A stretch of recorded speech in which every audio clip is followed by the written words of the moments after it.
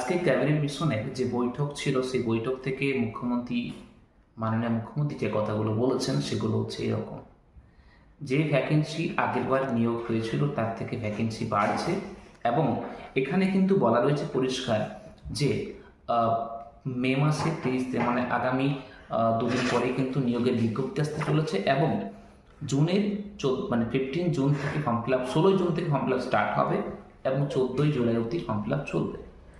এখানে আগেরবার তুলনায় ভ্যাকেন্সি বাড়ছে, এবং ঠিক যে কথাটা আমি বলেছিলাম যে এখানে কিন্তু নতুনদের জন্য যে সুযোগটা রয়েছে, পুরাতনদের ক্ষেত্রে কিন্তু যদি সুযোগটা দেওয়া হয় তাহলে পুরাতনরা যদি নাম্বারের অ্যাডভান্টেজ পেয়ে থাকেন তাহলে কিন্তু নতুনরা অলরেডি পিছিয়ে গেল।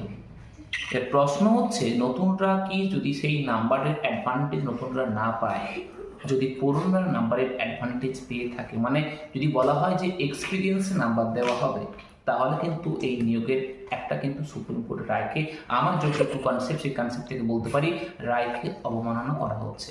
তাহলে যদি ওটা হয়ে থাকে তাহলে নতুনদের জন্য কিন্তু খুব দুর্ভাগ্য বলা রয়েছে। আমি আগের ভিডিওতে বলেছিলাম, অনেকে সেটা নিয়ে কমেন্ট করেছিল যে বলার জন্য বলছে, কিন্তু এটা পরিষ্কার ফ্যাক্ট।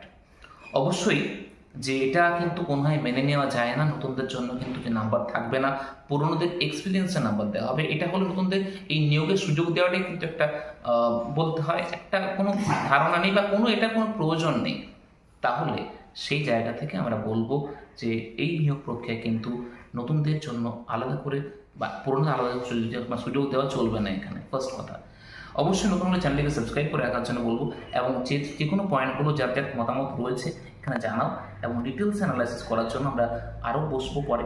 তারপর বলে রাখি যে নভেম্বরের মধ্যে কিন্তু নিয়োগ প্রক্রিয়া কমপ্লিট করতে বলা হয়েছে, যেখানে 11-12 ভ্যাকেন্সি মোটামুটি প্রায় 6,912টি ভ্যাকেন্সি বাড়ছে, এবং 19-এর ক্ষেত্রে 11,000 মানে কত মোটামুটি ওই 1500 ভ্যাকেন্সি বাড়ছে এখানে, এবং গ্রুপ সি গ্রুপ ডি ক্ষেত্রেও 571 এবং 1000 ভ্যাকেন্সি বাড়ছে। সব মিলিয়ে ভ্যাকেন্সি কিন্তু বাড়তে চলেছে, এবং এছাড়াও কিন্তু বেশ কিছু নতুন কিছু পোস্ট মানে হয়তো নিয়োগ প্রক্রিয়া নিয়ে বলা হয়নি, 30 মে যদি দেওয়া হয় রিপোর্ট সেখানে কমিশনে বলা থাকবে, তারপর ডিসকাস করছি। দেখা হচ্ছে নেক্সট ভিডিওতে।